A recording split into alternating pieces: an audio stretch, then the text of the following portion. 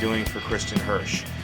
She's been a long favorite of mine since the 80s, being the front person for a band called Throwing Muses on one of my favorite English record labels, 4AD, that had a ton of other bands that I just love from early post-punk era, including Bauhaus, Cocteau Twins, Dead Can Dance, the Wolfgang Press, Clan of Zymox, Joy Division, among so many others, including the Pixies, who I believe, due to their association with Throwing Muses and being in the same Boston area, were signed just after Throwing Muses, who were the very first American band signed by 4AD, which is pretty cool. My band, Autumn Cathedral, loved the label so much, we sent a demo package back in late 87, hoping to get signed, and we actually received a handwritten letter back from the owner, Ivo Watts Russell, expressing regret that he couldn't sign more bands at the time because he had just signed a couple American bands in the last year, but to stay in touch, which we didn't because we ended up getting a contract soon after that with a local record label. Anyway, I found out later, and it turns out those two bands he was talking about were Throwing Muses, that he signed in 86, and the Pixies, who he had just freshly signed that October. I told that to Christian, and she thought that was kind of cool. But living life through the early 90s, I again fell in love with Kristin's work, but this time with her solo work. I remember being in New Orleans back in the late 90s with a friend on a hot summer listening to her new album, which is entirely acoustic, and it was like a breath of fresh air. In the late 90s, I picked up a Throwing Muses album, Limbo, which I totally wore out on my CD player. I kept forgetting about it over the years, and I'd find it again, and I'd wear it out again, and every time it was like a fresh discovery. That album is my favorite to this day, and I highly recommend it, and I mentioned that to Kristin during the chat, and she said it was hers too, so I guess I have good taste. Anyway, I started this guitar building journey a couple years ago, as some of you know, and I still consider myself a beginner, and so I decided to see if I could give back to some of my favorite artists, because I can't do anything with all of the guitars that are sitting around here. So, go back down.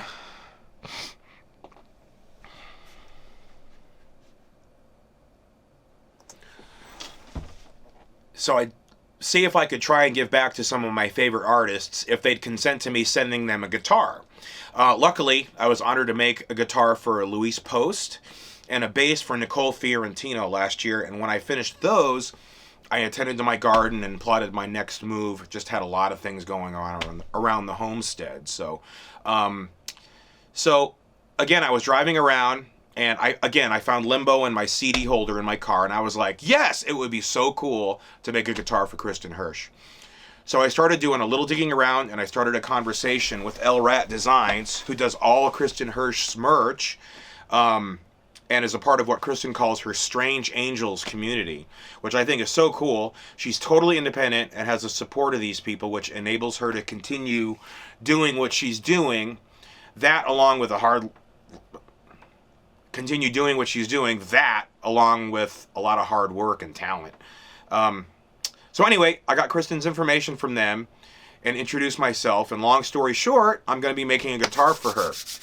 A Stratocaster style guitar that I call SATORI, out of a wood called Black Limba, because it reminds me of Limbo, my favorite Muses album. Well, that, and it's just a gorgeous wood. And I'm hoping she uses it for Throwing Muses, because I hear she uses Stratocaster style guitars for that project, and because the wood and how the guitar will look just looks in my head like a Throwing Muses guitar.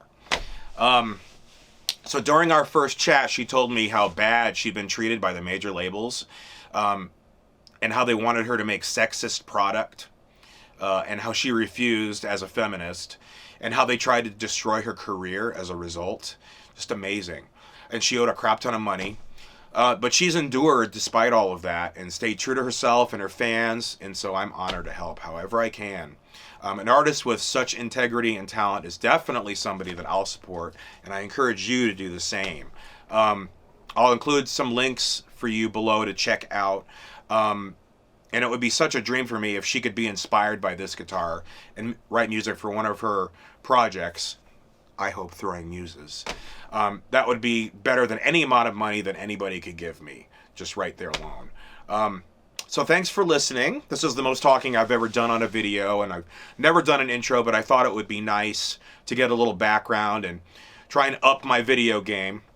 So if you can, please like and subscribe. Come along for the ride. I'll be filming this build, warts and all, and I'm sure there will be plenty of warts.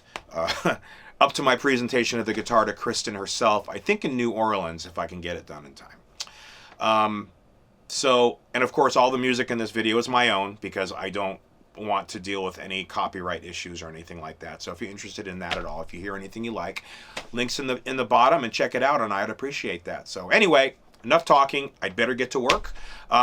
So enjoy, and share the video with somebody that you think might enjoy it and get something out of it too. Okay? Thanks a lot. Hey everybody, this is Scott from SATORI Guitars, and I am finally going to begin on the Kristin Hersh guitar. I'm going to start with the neck. I had a bunch of ideas as to what I was going to use. I had some mahogany and other things like that, but I got this really cool piece of hickory, which is going to be really cool. It's actually beautiful. I love the fact that it's just got this really cool color in it. And then I had some of this yellow, what is it called? Yellow heartwood. Under finish, this just looks beautiful. And I don't know if you can see, the grain is really pretty.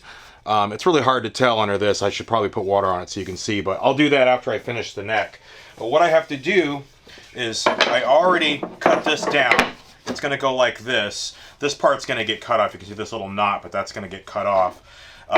So what I'm going to do is I'm going to put this down the middle, and then in between here, I'm going to do black veneer. So it's going to be kind of surrounded with black here. So it's going to be simple, but it's going to be really cool. But what I have to do first, I already jointed these sides right here. They're perfectly flat. This one here is going to be a little different. It's this yellow heart's a really hard wood, and it's slightly different in thicknesses here.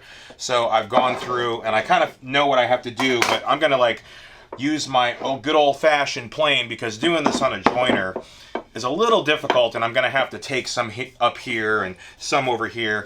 Put this table semi-flat here, but it kind of rocks a little bit there.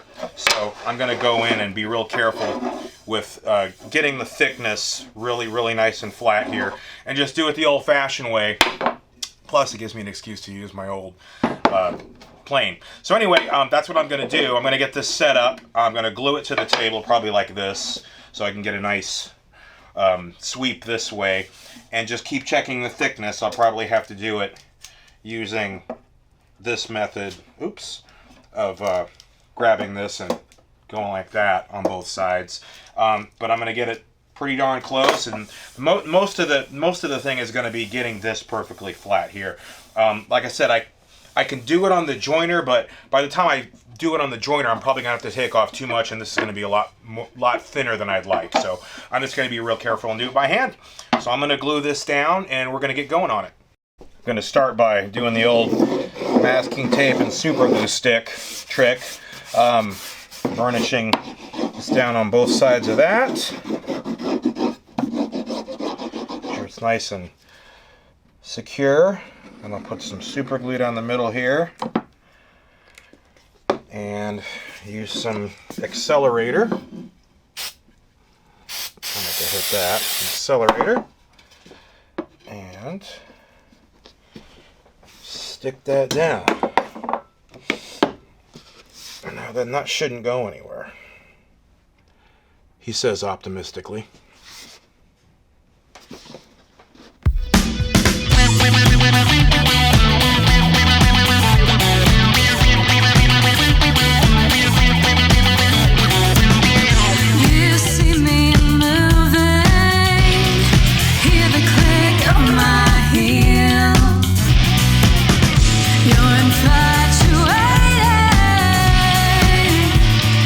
Honey, I'm not real.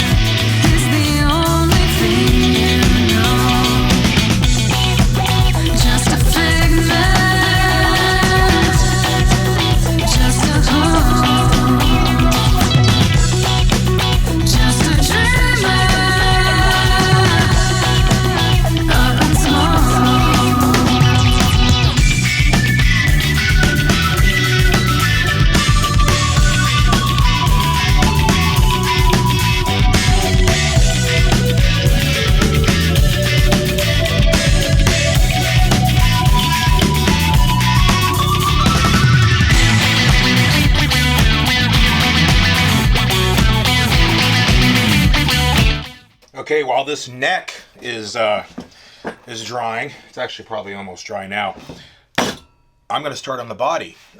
This is a piece of wood that I got. It is black limba, and I kind of got it because there's a Throwing Muses song, or no, Throwing Muses album called Limbo. So I was looking for something cool, and I just thought it would be cool, a cool guitar.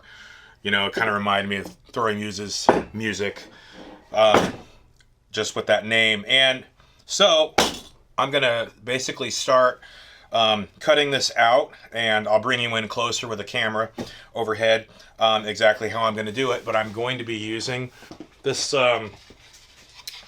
This is the template that I did on the CNC machine.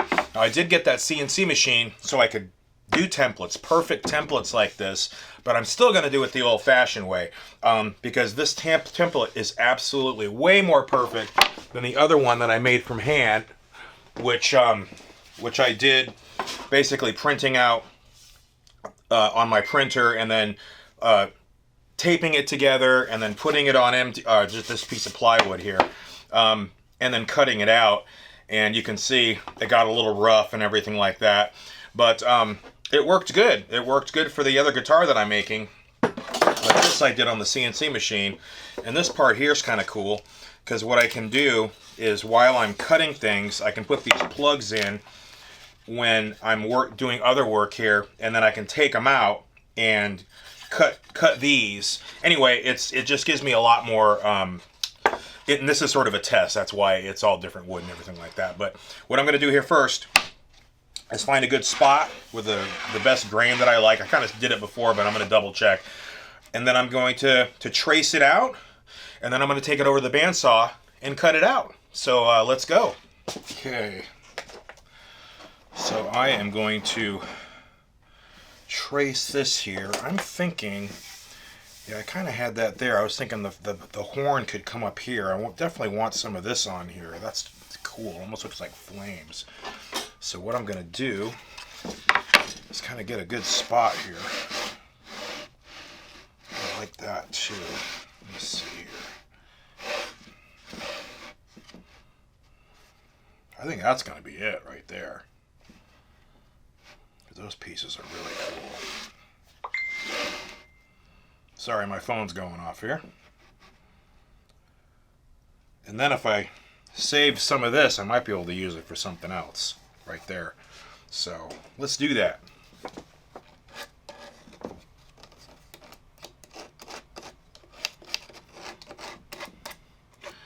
I'm definitely going to cut wide. Give myself plenty of room.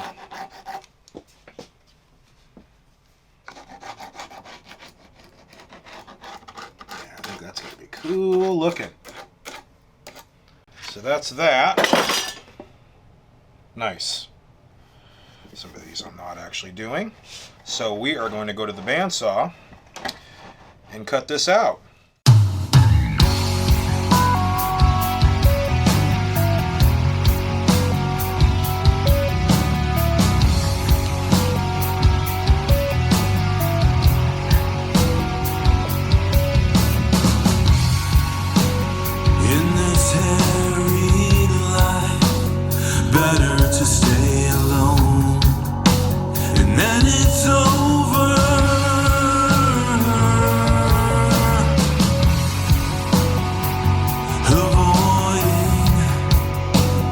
Petrified and badgered,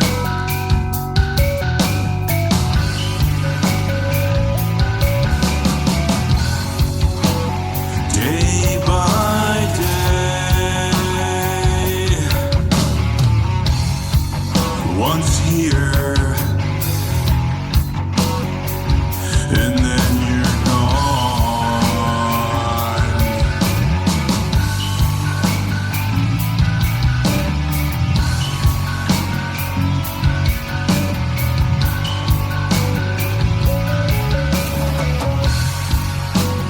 Breaking down, beguiling, everyone's in hiding. Suspicion reigns.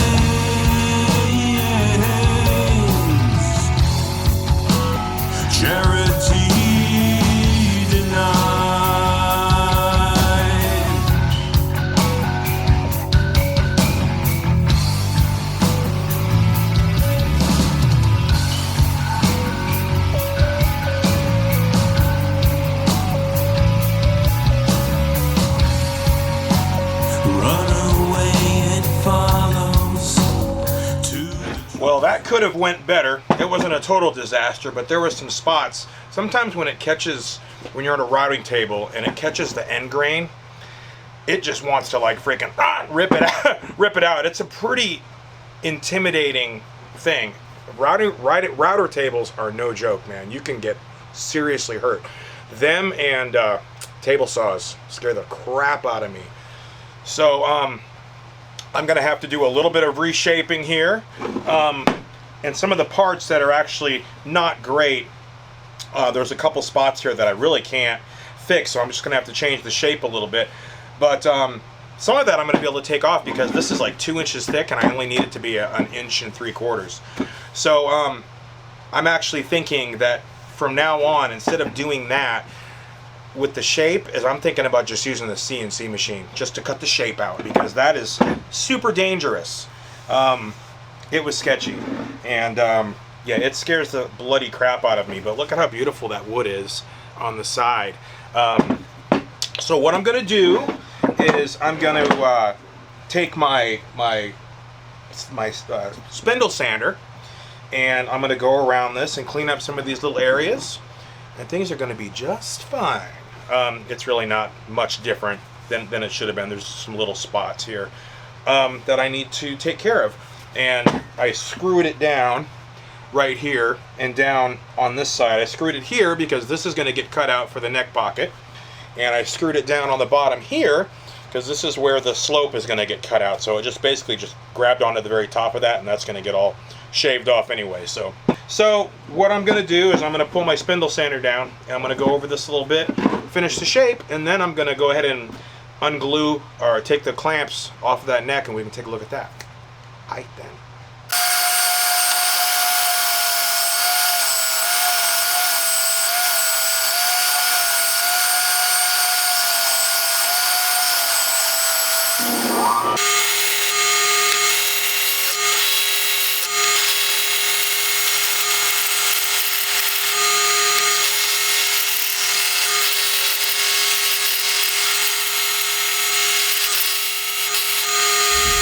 So this is the neck blank that I'm going to use, and as you can see, I created this template. I plopped it on here and traced it out, and I discovered that the end of this will barely get cut off on here. So what I'm going to do is I'm going to take a piece of this wood right here, I'm going to cut it right here, and I'm gonna put it right on the end here. They do similar, they put little wings on like Les Paul style guitars. So that's essentially what I'm gonna do, is I'm gonna take a little wing off of here, pop it up on there, and it's gonna be cool because all the stress is gonna be on this side where the strings are. So it's never gonna be, you know, it's never gonna be under any stress or anything like that. So yeah, and that'll be cool because I got lucky.